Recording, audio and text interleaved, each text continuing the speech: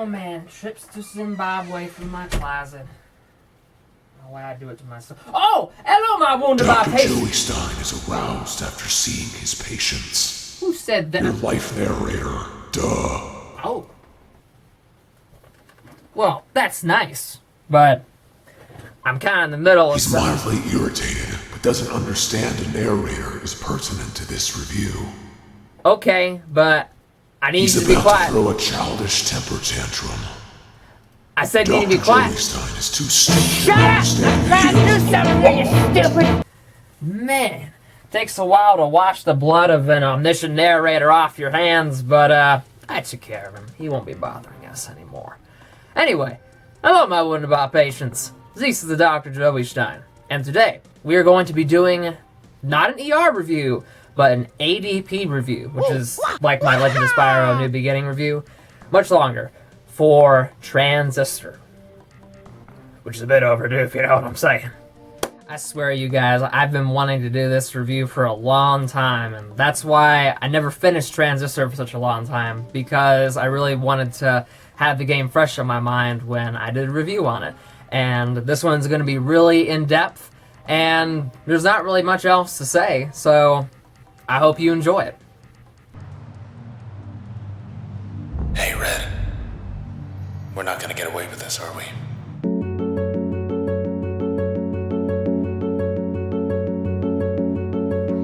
When you speak, I hear silence. There. Every word Together a again. defiance. I can hear, oh, I can hear. Think I'll go where it suits me. Moving now to a country with everyone, oh, everyone, before we all become one.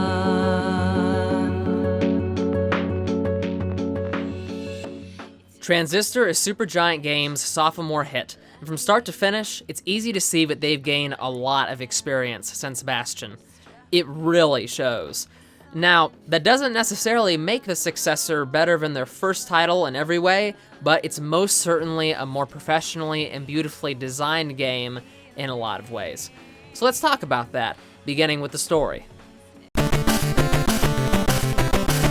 Meet Red. She's a celebrity singer in the cyberpunk utopia of Cloudbank. Everything's peachy keen here. The populace can actually morph a city's atmosphere and structure to their democratic will, and freely determine the direction of their society in who knows what other ways. You can do what you want and be what you will, but things have been strange lately in the city with disappearances. And then something worse happens. A lofty, ominous group called the Camerata attempts to assassinate Red after one of her concerts with a huge, bizarre sword called the Transistor. They fail because a brave man took the fall for her, so the Camerata fled as their plans were ruined. She wakes up on the other side of town since the sword somehow teleported them there, and she discovers her voice has also been taken away since the sword partially affected her in the assault. But the man who saved her died, but was somehow absorbed into the Transistor. His voice comes from it, and when Red wields him, it sounds weird, but it's true, she is able to take on all her foes, mainly being the Process, robotic creatures that the Camerata have seemingly turned against her and everyone else, despite the machine's original intent to help the city. What's even going on? Who are the Camerata? Why are all these disappearances and deaths happening? And where has everyone gone? What did the Camerata even hope to gain in killing Red? All of these questions and more are mostly answered in this red-haired singer's quest to save her rescuer inside the Transistor and avenge him. Keep in mind, I'll be doing a lot of comparisons to Bastion from here on out. If you like good video games, this is a good one right here. It's so good! So anyway, the game left its world, culture, and history mostly up to the imagination of players, but this information wasn't necessary to understand what was happening in Bastion. The characters were the ones on full display, who had clear motives and well-defined personalities. There were plot twists and loose ends left hanging until the end, of course, but the present narrative was straightforward and felt complete, easy to follow. Transistor treats its world, culture, and history in a similarly vague way, but gives much more information out via text logs, bios of prominent figures in CloudBank, and simple, interactable environments. However, this information you gain outside of a story is vague as well, making the narrative harder to follow and piece together along the way with its characters, the city, and its history, and so on. Granted, I took it in over a year-long period, but I refreshed my mind of the story every time I came back after a long break, and then I still had a tough time understanding some of the things that happened after closure. But honestly, I think this might be intentional. You understand the general sequence of events and what's going on, and will get a better grasp of everything near the end, but Supergiant wants players to come up with their own theories on a lot of other things too. You need to scrutinize and pore through as much as possible to get a better picture of the villain's motivations, Red's importance, what the Transistor exactly is, etc. Merely skimming through the seemingly ancillary stuff isn't enough, and that hindered the story's impact on me despite being an interesting way to deliver it. Perhaps this vagueness, such as with games like Bloodborne and BioShock Infinite, will appeal to some, and that definitely makes sense.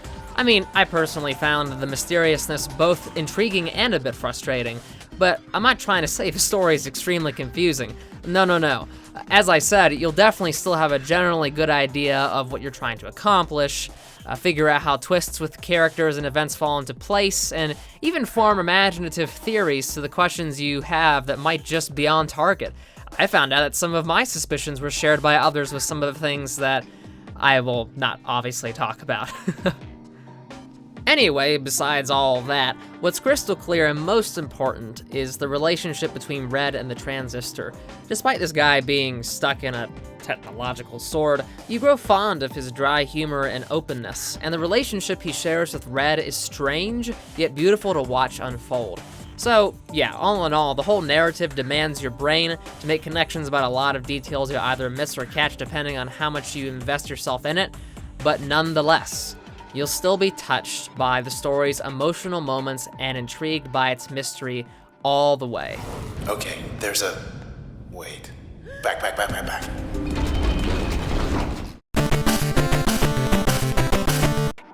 How's it play?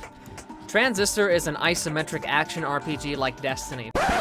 Transistor is an isometric action RPG like Bastion, but do not be mistaken. Its similarities are outweighed by the differences. Whereas Bastion's action was constantly in real time, quick-paced, and tense, Transistor tones this down significantly, making the experience much more focused on strategical planning and methodical allocation and experimentation with your abilities. It really is a major change of pace, and while you do move around in real time outside combat, you'll be stopping reality a lot while in battle, which is a state called turn. In a way, it makes Transistor a roundabout, turn-based strategy game. So in this frozen state, you can run around and use moves that take up energy in this bar at the top of the screen. Once you've exhausted this energy, you execute your clever battle strategy at lightning speed before most enemies can move a single foot. Then you have to survive for 5 to 10 seconds before using turn again, as the enemies make their moves. Rinse and repeat. What do you use to fight with, though? You've got 4 slots for these things called functions. You assign to the cross, square, circle, and triangle buttons that you can combine together in myriad flavors. There are 16 in total, and you don't only have dozens of possible combinations to use as attacks, which are called actives, you can also assign them as upgrades or passives. For example, Crash is a close-range, low-power melee attack that disrupts foes and exposes weaknesses. It's a great active, but if you apply it as an upgrade to the long-range Breach attack, it will have greater potential in disrupting foes and exposing weaknesses. And as for a passive, Crash gives you more defense and immunity to status-altering attacks. Seriously, I could go on for 10 minutes talking about the hundreds upon hundreds of combinations. Well, it might not be that much, but the many combinations that are possible with this system. And while you'll certainly gravitate towards certain functions to use as actives more than upgrades and passives, and vice versa, you'll feel like you've gotten only half a glimpse into what setups you can go with, which is one reason to definitely replay the game to see how you can play differently to freshen things up. It really makes you think about how you like to play, what your strengths and weaknesses are in regard to planning, and where you like to take risks. Are you a more defensive player, focused on slow takedowns and rapid health regeneration and defense? There's a combination of functions suited for that. Are you an eccentric sort that likes having little offensive or defensive capabilities but goes all out with devious tactics by turning enemies against one another and draining their health? There are functions for that too. Bastion attempted to do an RPG system like this with its wide selection of weapons, which suited a bunch of different playstyles and were generally awesome to use. I switched them out constantly and found most of them useful, but they were just that, weapons. You can only select 2 at a time, and one of the main things that kept them all fresh is upgrading their potential with materials that either increased their damage, gave them an ability that affected enemies by poisoning them or something, and so forth. Transistor greatly expands on what Bastion established in its own way by making the functions more than just attacks, but things that can serve a purpose by bolstering other functions and being passives for Red too. But the real question is if it all comes together nicely. Is Transistor more satisfying than Bastion's gameplay? Well, I suppose that depends on what type of games you like. For me, Bastion was tough, demanded reflexes, and rewarded quick thinking once you got in the flow of dodging, switching weapons, using skills, etc. during combat. I really enjoyed that.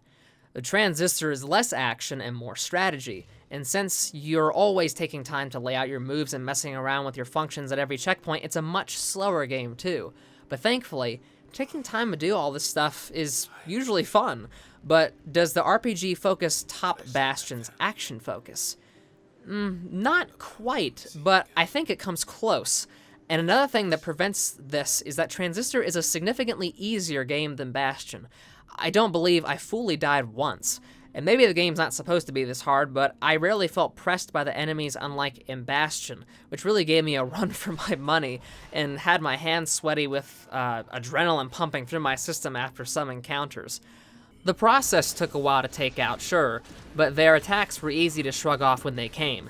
And if I lost all my health, I only lost one function until I got to the next access point. No big deal. There are self-imposed difficulty raisers, though, called limiters that make combat harder by making the process stronger. Like the idols in Bastion, you see the similarities.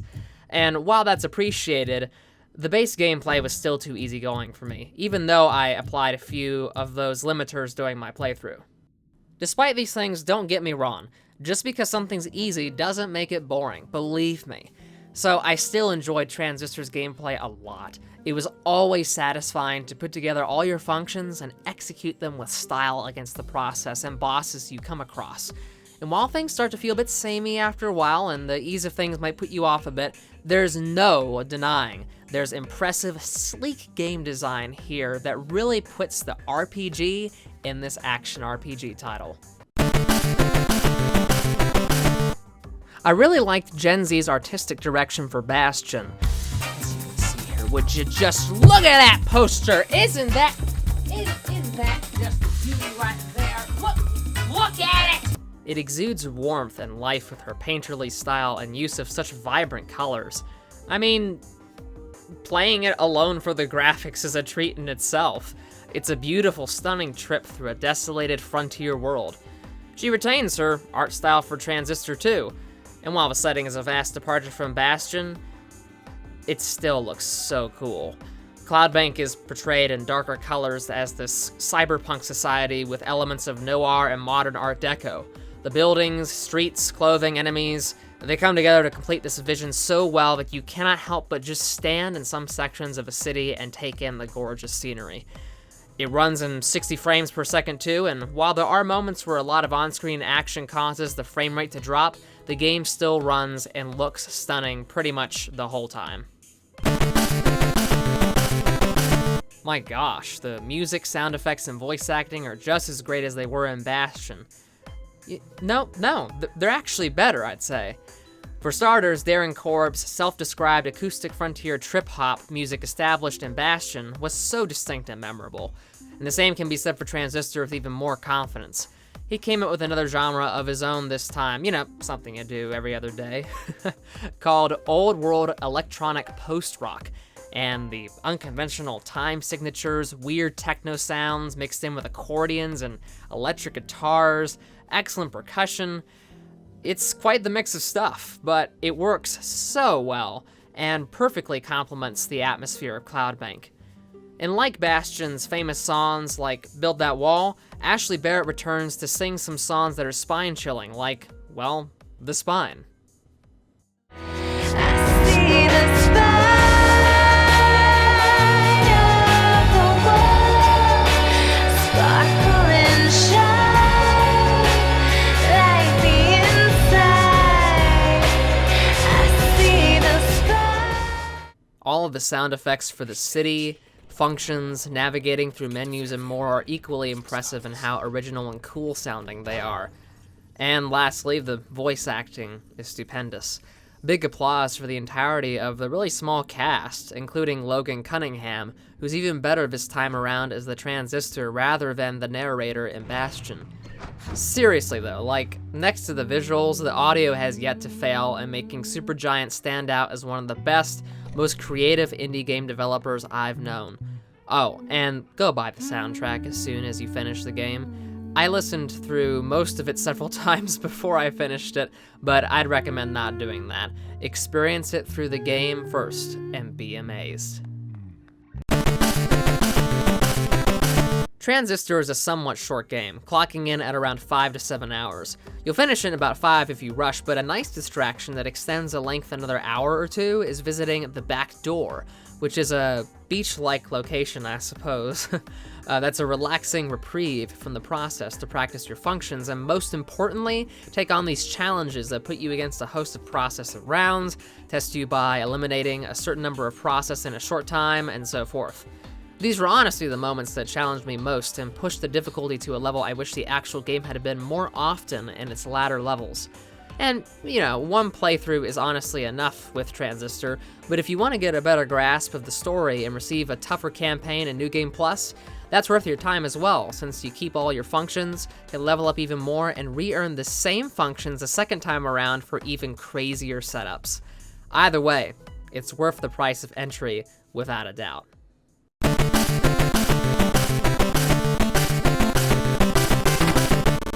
Transistor is a more than worthy successor to Bastion. Supergiant Games outdid themselves the first time with the gorgeous art guiding the graphics, catchy, unique music, genius design behind the action and RPG elements of the gameplay, and an engaging story that invites players to invest in its characters and intriguing world. With Transistor, they've outdone how they outdid themselves before with the sharp cyberpunk visuals, more mature, eccentric tracks, a new and improved RPG system that commands over the action gameplay, and a more developed world filled with complex mystery. Do the intentionally less clear plot, slower pace, and easier difficulty make Transistor take a couple steps back while making a few forward? To me, a little, yes. But regardless, I've come to be sure that anything Supergiant Games make will stick with me in some fashion for the foreseeable future. And I insist Transistor will do that as well with you as it has done with me.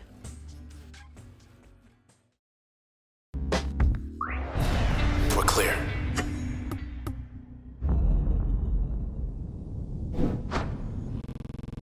And that's what I think about Transistor. Pretty awesome game. What did you think of it? Did you like its RPG action gameplay? Did you enjoy the story? Was it emotionally moving for you? Whatever thoughts do you have on it? Let me know in the comments below, and be sure to also give me any constructive criticism on what you think of the reviews I'm doing and what you'd like to see in the future. But until then, once again, thank you very much for watching, my patience.